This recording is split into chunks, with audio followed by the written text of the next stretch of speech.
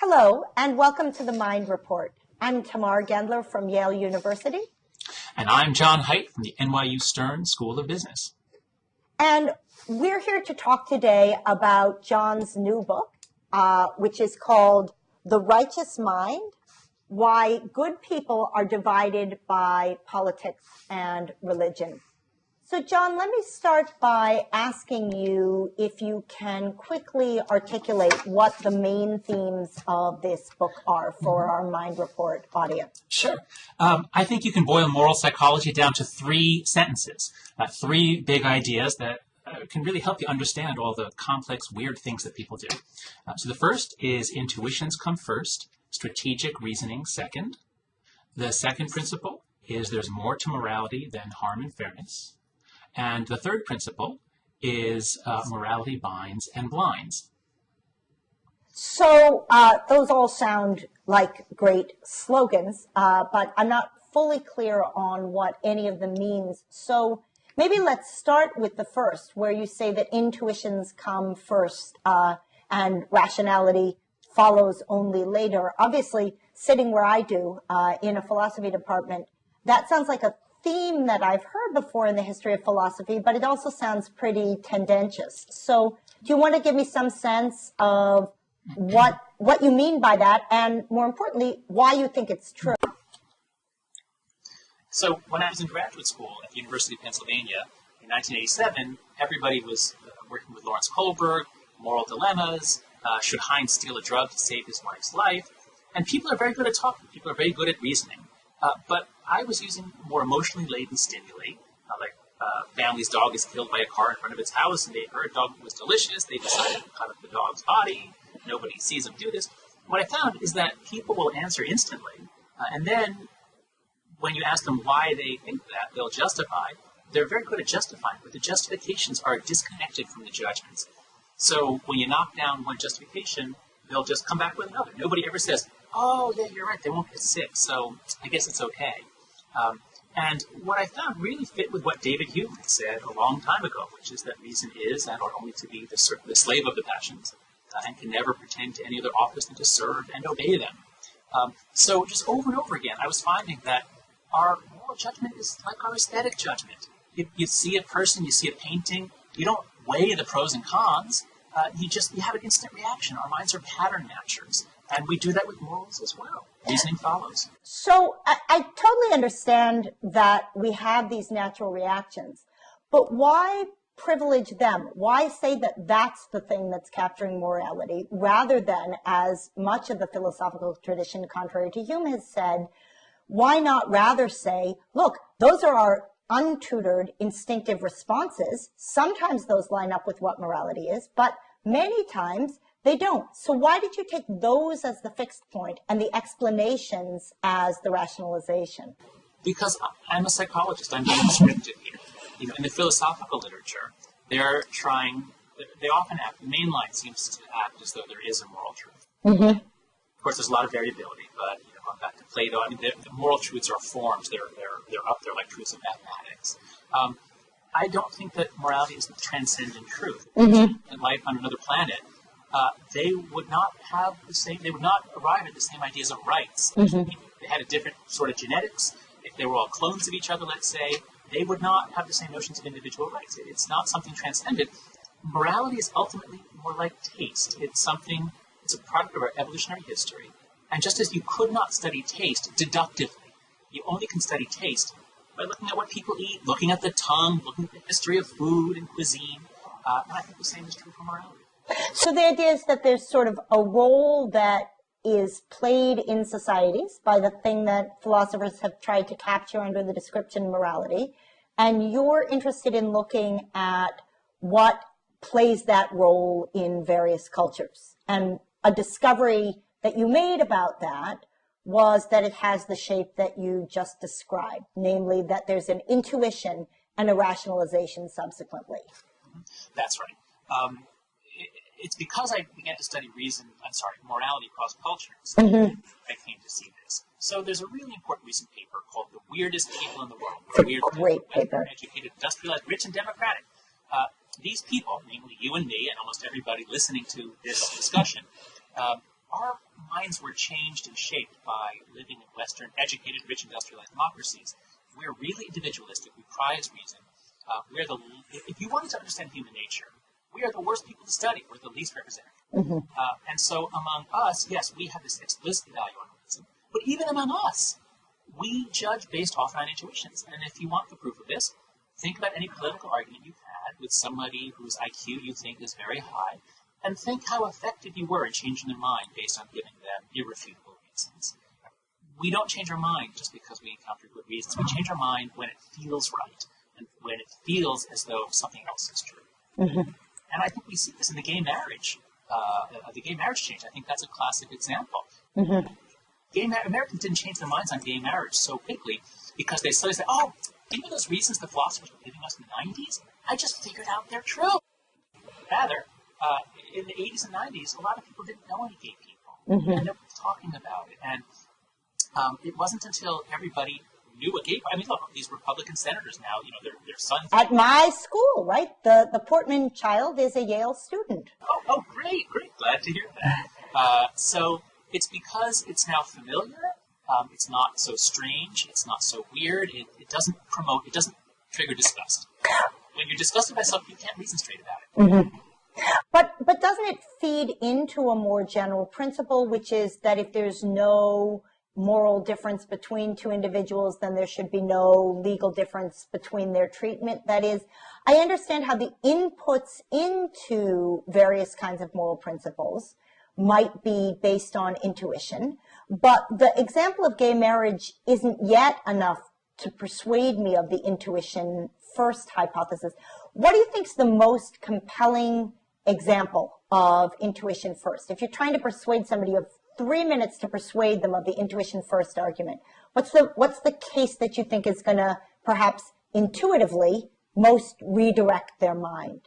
Well, first tell me if this person is a utilitarian. That's usually what I face, is people who say that, well, morality is about not hurting people. It's about altruism. Good. So I taught John Stuart Mill's utilitarianism today. So yes, it's one of my students who's been convinced by the greatest happiness principle. And they believe that all moral judgments, all the intuitive judgments that they make are in fact indications of this deeper principle which underlies moral judgment, namely that we're trying to promote the greatest good for the greatest number. Help me see what you would say to them as the most convincing argument or the most convincing intuitive explanation in favor of your view that intuition drives reason. I don't want to make you make an argument because that's presupposing that reason drives intuition. Right. Thank you. I suppose I would just invite them along with me to survey a bunch of different moral situations. Mm-hmm. Harm is a very good first principle. If you want to understand, especially again for us weird people in modern America, and especially for people on the left, harm is a very good first principle. That's most of the story right there. But I'd ask them to reflect upon whether, let's look at cases of harmless cannibalism, harmless necrophilia. Philosophers are actually pretty good, I find, at coming up with disgusting, horrible cases. A man who, I can't remember who I heard this from, some guy wouldn't dream of hurting anyone, but wants to have sex with young women, so he conceives a child using his own sperm and has it genetically modified so that she is decerebrate, has no brain, no higher brainstem. Think about the brainstem, will never have any feelings, has a surrogate mother, has this child born, so you have a female body, and when it reaches the age of 13 or 14, he starts having sex with it. Now, this is, from a utilitarian point of view, quite a good thing. He gets to satisfy his deepest longings. He gets a lot of pleasure out of this. No suffering, no pain, nothing. And then he franchises this, I suppose, and lots of people do it. Now, it's disgusting, it's revolting, and there's a dimension I call the Singer-Cass dimension. Mm-hmm. Singer, one end, which says, not that Peter would necessarily defend that situation, but I don't know. But some people really don't perceive things beyond harm. Mm-hmm. And then all the way up to Leon Cass, who says, shallow are the souls who have forgotten how to shudder. Mm-hmm. Now, I think there's no question that most people are more on the Cass dimension than on the Singer dimension. It doesn't mean it's right. I'm just saying, Cass has at least helped me to see that a world in which we banish all these sentiments, we just say all that matters is harm and suffering, conscious experience. Such a world is ultimately feels strange, feels impoverished. When there's a big class of victims, such as 5% of Americans who are gay, yeah, we got to just swallow our disgust and say, we got to get over it. But I think philosophers who don't have these feelings aren't necessarily the best position to empathize with others or to legislate for others. So it feels to me a bit like we've moved on to what I think of as the second theme of your book. So we had started off with the discussion of intuition and its role in moral judgment. But it sounds like in reminding me that there are things other than harm that matter to people morally, we've begun to think about what I think of as the second theme of your book, which is the idea that there's a relatively impoverished picture of the domain of morality and then a much broader one. And I wonder whether you would first talk about your idea of the 6 receptors and then say something about the ways in which you think some but not all moral theories make appeal to all 6 of these. Okay, sure. So again, when I was in graduate school, it seemed to me as though moral philosophy, at least, was basically, is morality based on harm and suffering, or is it based on rights and fairness? Those are the two. Are you a devotee of Mill and or of Kant? And in moral psychology also, it was Elliot Turiel was one of the leading figures. His definition of the moral domain, issues of harm, rights, and justice. So, either you've got harm or you've got rights and justice. But then I was working with Richard Schwader, anthropologist at the University of Chicago, and through him I began working in India and reading a lot of ethnography and just realizing that morality does a lot of things. In a modern secular Western society, the moral domain has basically shrunk down so that strangers can interact and trade. But traditionally, morality was not just about letting us trade without hurting each other. It was about structuring a society. It was about creating a moral order within which people could trust each other, within which people would be compelled to carry out their jobs, do their duties. And so I began to see just a much broader moral domain and a historical process, which we're seeing in the East now as well, a historical process where as you get richer and you don't need each other as much and your institutions get better, the moral domain shrinks. This isn't to say that the thin moral domain is bad. It's just to say that if you want to study it scientifically, descriptively, again, don't study us as the exemplars of human morality. We are a special case. So when I began to think about what is the moral sense, where does it come from, what does it consist of, and I worked with Craig Joseph, a friend of mine in Chicago, and we read a lot of lists of morality from around the world. We looked at how morality is said to vary, and then we also looked at the evolutionary psych literature. Looked for what are the best candidates for being the bridges between anthropology and evolutionary psychology. And so, for example, reciprocity. Kin selection. Reciprocity. Robert Trivers. There's no way you could say that we learn to be fair from our families. Of course, they shape it, but that there's nothing innate about fairness.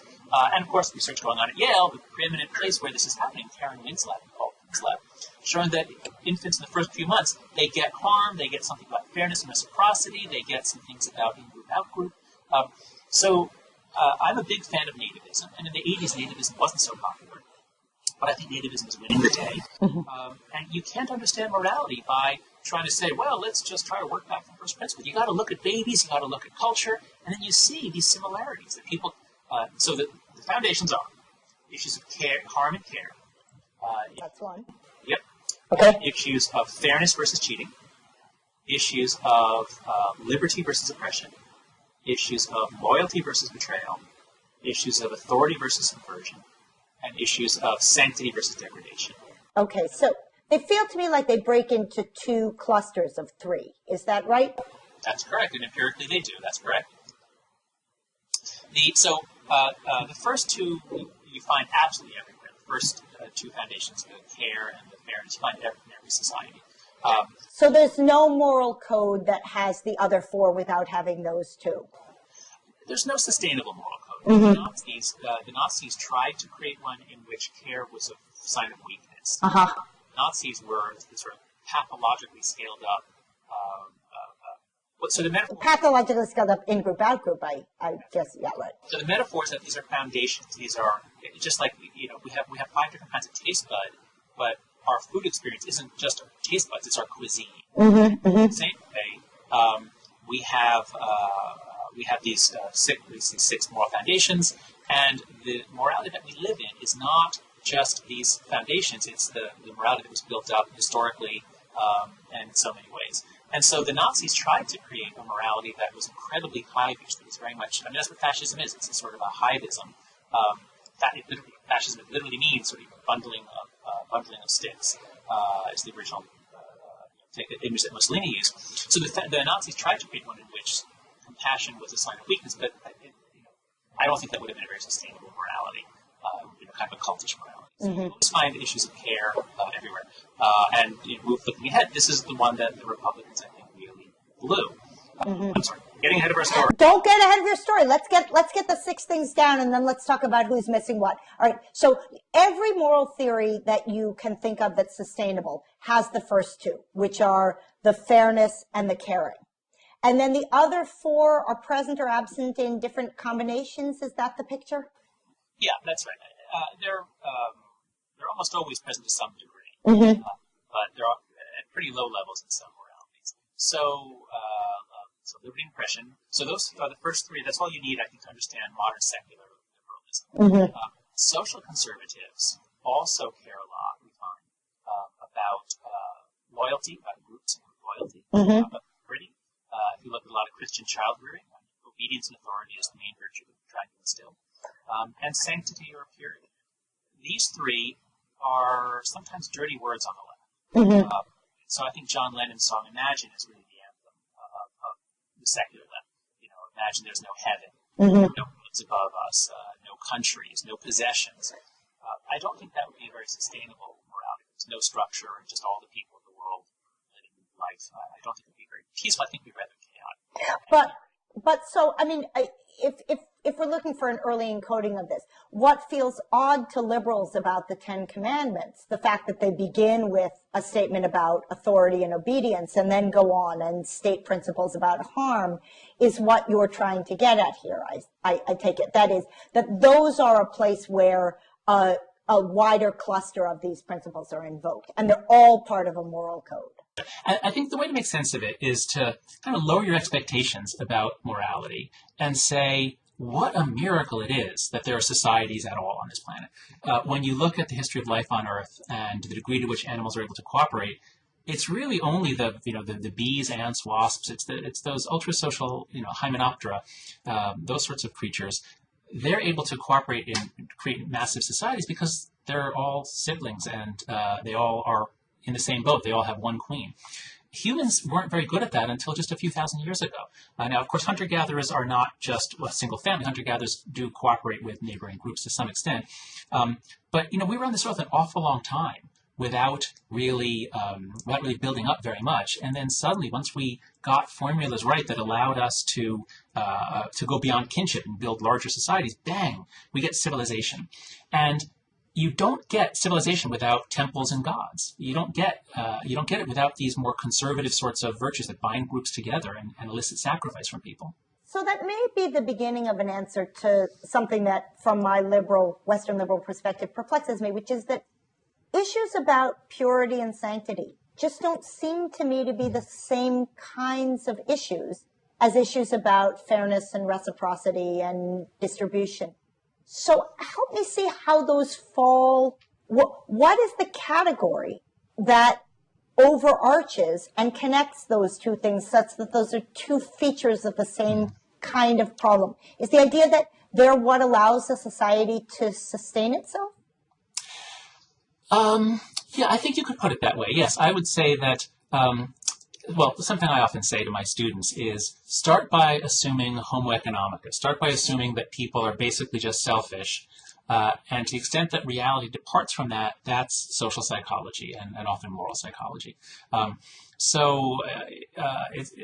you imagine that people are purely selfish and the only reason we ever cooperate is if it's our kin or if it's somebody who might do us a favor in the future. Mm-hmm. that's what the evolution of morality consisted of in most of the 20th century, certainly since the 60s. And people didn't want to go further than that because it was so beautiful. It fit with everything else happening in the social sciences, because you could say, people are basically just selfish, and we only cooperate in these economic games when it's in our long-run self-interest. But the reality is that we are not really so rational. And it's not just that we're making mistakes. It's that we have all this stuff in us that makes us sort of quasi-religious creatures. And you might see, on the left, you might see this as, the religious right does all this weird stuff, but the secular left doesn't.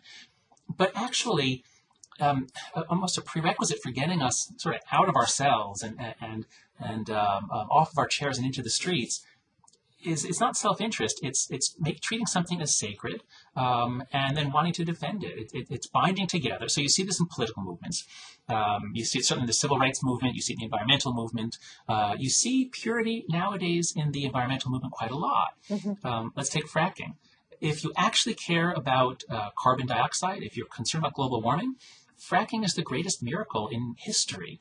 The U.S., our carbon levels are plummeting. Our CO2 output is plummeting because of fracking, because it's getting us off of coal. Coal is the worst thing there is. But fracking, from a psychological perspective, if you sacralize Mother Earth, if you think about Mother Earth as our mother, our sacred goddess, we're drilling holes, we're blasting stuff in and sucking out the blood, as it were. It's a disturbing process if you sacralize the earth. So I think when you find groups treating something as sacred, it helps them fight for it. It helps them come together.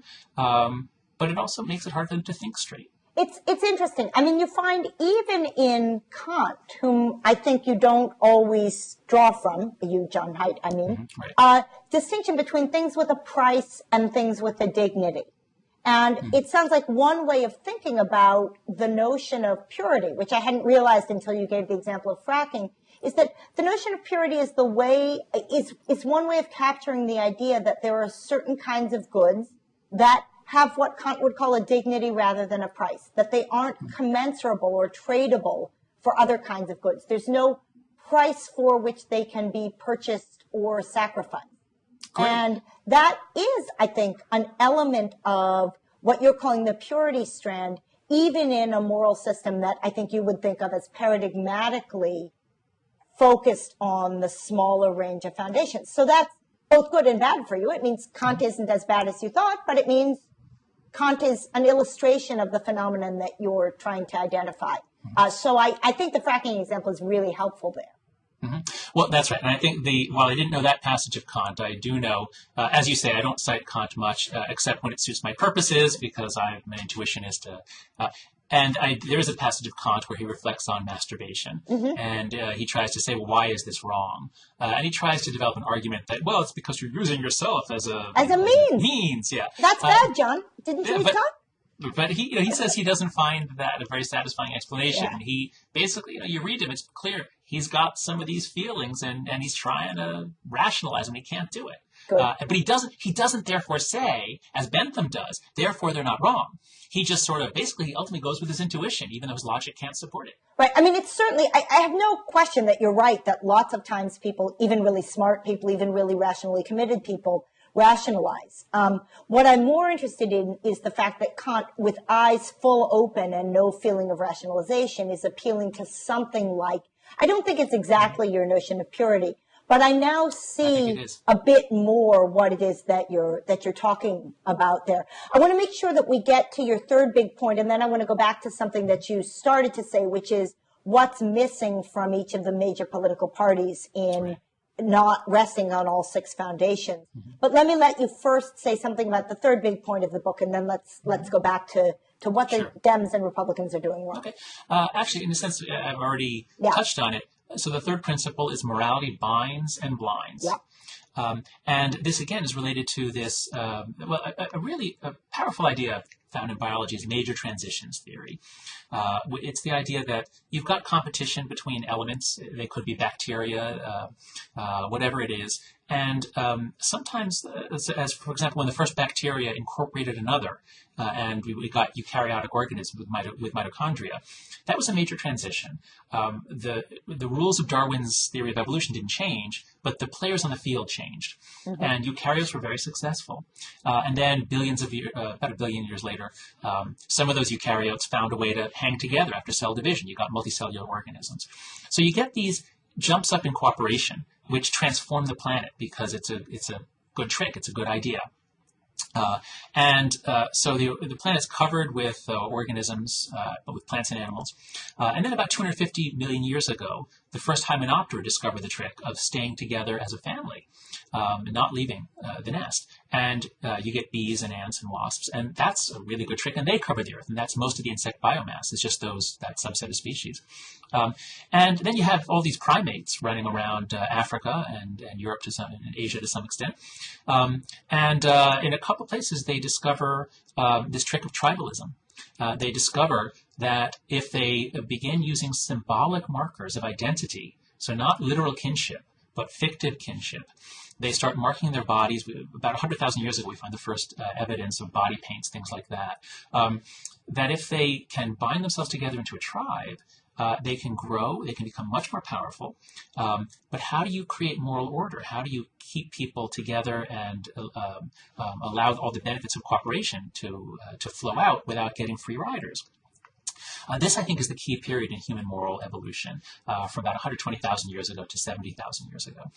Once we got that formula more or less right, and I think gods and religious rituals were crucial to that, then we spread out, we cover the Earth, we're very adaptable because we're a tribal species, and we can create, morality binds and blinds. It binds us together around ancestors or rocks or whatever we worship in any particular society.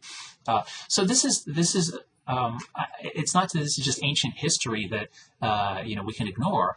This is a crucial part of our moral heritage. And so that's what this third principle is about. And as we talked about before, you see it in action whenever you get political movements, you see people sacralizing something.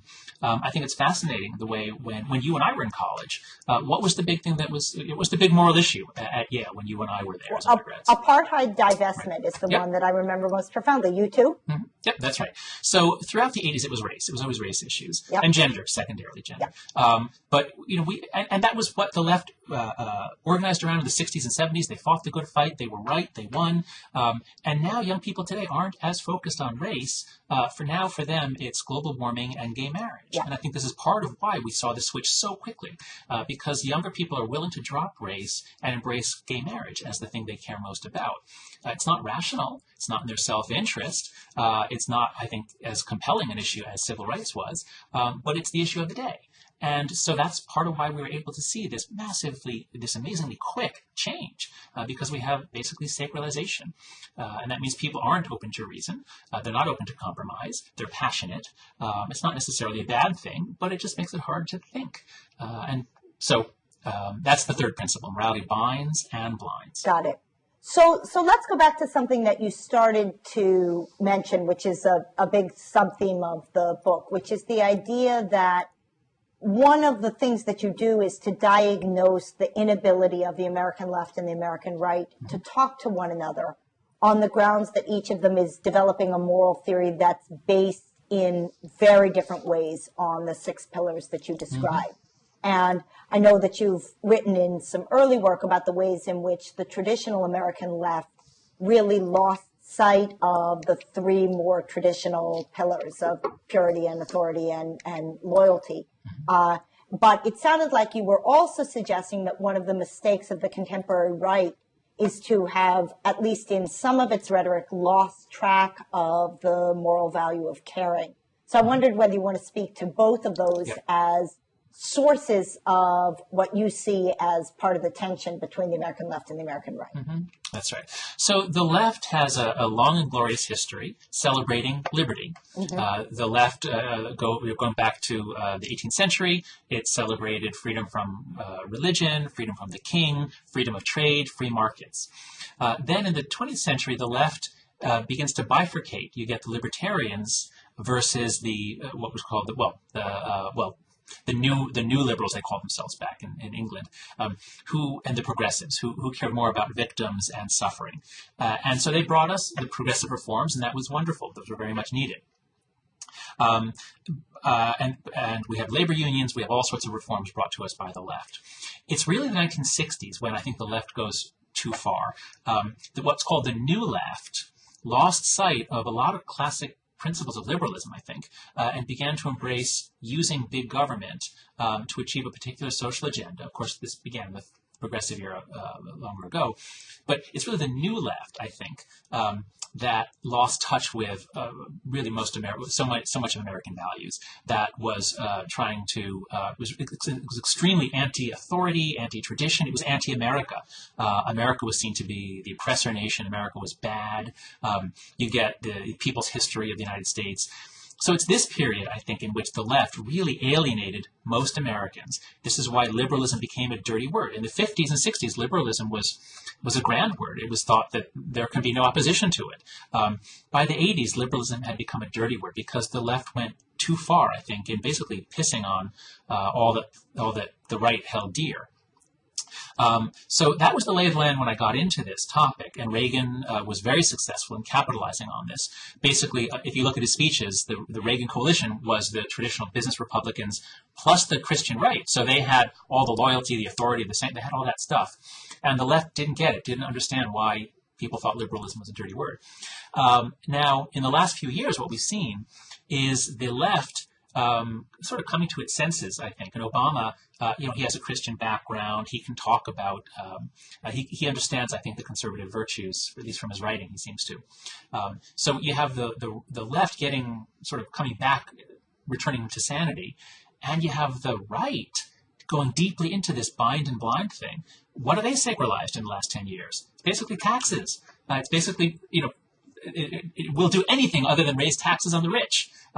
And they couldn't think straight about the economy. They couldn't think straight about politics. And it's not really a winning formula. Come on, America, let's all band together to save the rich people from paying 3% more taxes. So they went off the deep end. Morality binds and blinds. They really went insane, I would say. And they seemed cruel. So even if the left builds its morality primarily on care, and even if that's not enough for a winning coalition, if one major party basically is a bunch of old white male heartless bastards who come across as cruel and exclusionary, they lost. They lost big, and they're going to have to change in a big way. So I'm having trouble understanding how anybody gets to a point where they lose track of any one or more of these 6 fundamental elements. Because if the initial argument is that we're all sensitive to all 6 of these features, how is it that somebody gets to a point where they lose track of any 3 of them, as you've suggested 2 major political parties did? Right. I am a big fan of thinking about environments, economies, other things that are the environments, the matrices in which our minds develop. Mm-hmm. One of the most interesting analyses I saw of the last election was a graph. What was the name of the author? I'll find the blog post. I'll mail it into you if that can be done. Yeah, we can add that link. But he analyzed every county in America based on its population density. Not the total population, but the population density. Interesting. And when you got above, whether you're in a red state or blue state, once a county got above a certain density and voted for Obama, it was an amazingly powerful effect. Fascinating. And so when you have people spread out, especially in rural areas and especially in mountainous areas where you have valleys, you're sort of cut off from central authority, you have to recreate social order using these old psychological tools, of loyalty and groupishness. You got to depend on members of your group. So rural folk don't trust central authority as much. They try to regulate their own affairs. They hearken much more to conservative ideas. The need for self-control, the need to put your group first. And as population density increases, and also as wealth increases, you don't need other people as much. You can depend just on yourself and the government. And at that point, the moral domain thins out. So this is what we see. This also explains why, at least I think it was in 2000, if you look at the electoral map, basically you could see the Mississippi River. In other words, all the places near water or near waterways or transport hubs were blue, and all the places that were far from transport and diversity were red. So there are ecological, rather I should say economic and sociological conditions that shrink the moral domain and then make people attracted to the Democratic Party. So is that a weird sociological fact? That is, if you look at some place like India, do you find a similar contrast between urban and rural? I believe so. I'm not as certain about India, but that generally, I mean, that's what you find in most European countries. You know, the rural people tend to be conservative, and you know, this gave Marx a lot of trouble. I mean, the peasants should be revolting, the peasants should be angry, but the peasants are often Christian, they're often Catholic, they're often conservative, and it's always from the cities that you get the left-wing revolutions. So I can't say it's a universal, but I think as a general trend, you find when you get concentrations of people, which gives you diversity and money and central government, you get a shrinking of the moral domain. You get a flowering of liberal ideas. Mm-hmm. Mm-hmm. So don't let your kids go to the city. If you're a conservative, that's correct. Yeah. I mean, that's how you're going to keep them. So, I mean, it's a new reading of how you're going to keep them down on the farm once they've seen the city. Yeah, I suppose so. Yeah, that's great. So we have a few more minutes. One of the things that's really interesting to me is that you left a psychology department at the University of Virginia, and you're now teaching at a business school at NYU. And I wonder how that's changed. I mean, if Western educated, et cetera, are the weirdest people in the world, surely business school students are the weirdest of the weird. So how has that affected how you've thought about teaching?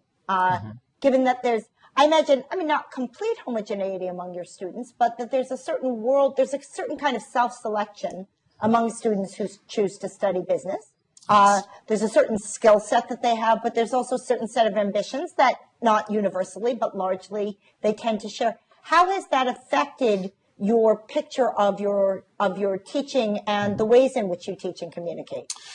So the first thing to say is that different disciplines have their own moral profiles, and so if you go to yourmorals.org, you can take our surveys, and in psychology, people are very compassionate. The typical psychology student is a 19-year-old woman who wants to help children or teenage girls with eating disorders. In business school, the typical business student is an Indian or Indian American or Chinese American who wants to start a company or otherwise make money fairly quickly. So what we found from looking at the data on people's on their moral profiles is that business students are low on every foundation. Now, of course, you might think sanctity and all that stuff, sure, but even on loyalty and authority. And it's not that they're bad people. No. It's that they're pragmatists. Mm-hmm. The business mindset is, give me the variables, tell me what the parameters are, and I'm going to solve this problem. I'm going to figure out what's the best thing for us to do, the most efficient solution to this problem. I don't want to break the law. Tell me what the law is. But short of that, morality doesn't figure in. Mm-hmm. So it's a fairly thin moral environment, and it makes it much harder to teach. There's a line in my book in chapter 4 where I say, nobody will ever invent an ethics class that makes people behave ethically after they leave the classroom. Well, once I got here to Stern, they put me in charge of the ethics class. So now I got to figure out, all right, how am I going to make them more ethical after they leave the classroom? I don't know. But what I'm doing is I'm not trying to put ethics into their heads. Mm-hmm. There is no evidence that I've ever seen that an ethics class changes behavior outside the classroom. Of course, if you give them a final exam, yeah, they'll use the concepts. But nobody's ever nobody's ever shown that people will actually be nicer or honest 6 months after they leave the classroom. So what I'm trying to focus on is what I call ethical systems design, which is let's embrace this weird moral nature that we have. Let's embrace the fact that we're a lot more concerned about our reputation than we are about actually doing the right thing. And let's teach our students to design companies and organizations that go with human nature and that basically make people concerned about their reputations so that they do the right thing because they don't want to be ashamed. So I think we can teach them to use moral emotions, to use some sort of basically moral nudges on the way to creating an ethical culture, which will then constrain people to behave well. And of course, that theme of the role of the observer in enabling morality is something that both you and I like to think of in terms of the opening myth in Plato's Republic, the story of the Ring of Gyges, and the idea that moral behavior is behavior that is scaffolded by the eyes of the world and its condemnation. Exactly. That's right. We evolved as ultrasocial creatures surrounded by gossipy people. In the modern world, we're able to escape that to some extent. But in general, when you give people anonymity, they behave badly. And that was the point of Glaucon's story in the Republic. He says, imagine that someone had the ring of Gyges, this ring where you turn the diamond inward, the stone inward, and you become invisible. What man would stay on the straight path? What man would not go into his neighbors' homes and take what he wanted of their treasure and their women? And I think what we've seen in the financial world, for example, is that in the 90s, the signal was basically given out, open seizing. We're not prosecuting anymore. If you look at, there's a new book out by Predator Nation by let's see, what's his name? The director of Inside Job. It's a wonderful movie, wonderful book. Charles Ferguson, and he documents how there was, even under Reagan and Bush the elder, there was prosecution of Wall Street misdoings. It was really under Clinton that this and the Goldman Sachs administration basically that Wall Street really got the message. It's open season. You can do what you want, and the results were disastrous. So your idea is that what you teach in the ethics class is how to build structures within your institution that will encourage pro-social behaviors so that even if external regulations aren't doing it, even if internal conscience isn't doing it, something about the structure of the environment will help this happen, which is, of course, a very Platonic theme. Oh, is it? That's a Platonic theme? Absolutely, that one wants to structure society in such a way as to make it easier for people to do what morality demands. I see. Okay, true. You're right. Of course, the Republic is one giant fascist theory about how to create a giant hive, rather repugnant moral community, if you ask me. But yes, if that was his idea, the difference is I am at least chastened by the long history of attempts to design comprehensive institutions, and my hope is that we can let them evolve in a more natural way. So yes, what you said is correct about, we want to be able to do some things in our organization in terms of how you promote people, how you monitor, how you pay and punish, all that sort of stuff. But ultimately, we can't sell this to the business community and say, you should do this because it will in the long run pay off, unless we can show that actually in certain environments it will pay off. Mm-hmm. And I think in most of the business world, so let's take places, look at eBay, Amazon, all sorts of companies where reputation is monitored. Yeah. I was talking to somebody here at the Stern School who said, when I buy something on eBay, if their rating is 95%, I won't go near them because that means it's not 100%. Some people have complained. Mm-hmm. In most of the business world, I think good behavior pays in the long run. And most of business, I think, is actually pretty healthy. Finance is different. Finance is different from everything else, both because the culture is different, the regulatory environment is not very restrictive, and the payoffs for cheating can be billions. So, when we think about all the corruption in business, I think finance is different from everything else, and it's the most important area that we've got to clean up. We're not going to get a bank to suddenly apply all these restrictions and rules in that area until we change the regulatory environment so that it becomes profitable. Ultimately, we want to make virtuous behavior also be profitable behavior. Mm-hmm. Mm-hmm. What a great goal. So we may disagree on other things, but I would love to see virtue be profitable and profit come from virtue. As my grandmother used to say, from your mouth to God's ears. We'll try. Whoever's listening, we're talking. Thanks so much, Jonathan Haidt. A total pleasure to have this conversation. Thank you, much. Tamar. Pleasure talking to you. Bye-bye. Great. Bye-bye.